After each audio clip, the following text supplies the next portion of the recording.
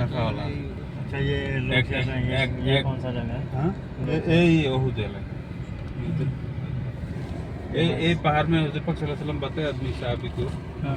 इधर 50 आदमी रुको, अच्छा जब तक मैं नहीं बताऊंगा इधर से नहीं निकलो। इवन मैं मर जाएगा, मैं युद्ध में जीत गया, अच्छा तब भी नहीं निकलो जब तक मैं नहीं बताऊंगा। अच्छा, यही वाला पहाड़। बस वो लोग पहला दफा कुरैश वाला आदमी इधर से डर गया, तो हज़रत पाक सल्लल्लाहु अलैहि वसल्लम का पूरा साहबी दिमाग में आया, वो हम लोग तकरीबन जीत गया।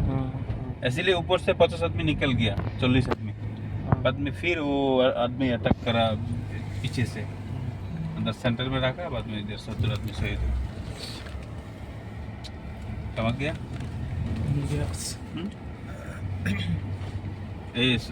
ये कबर है 70 आदमी का, साहबी का कबर इधर, अमीर हमजा वाला बीच कबर इधर।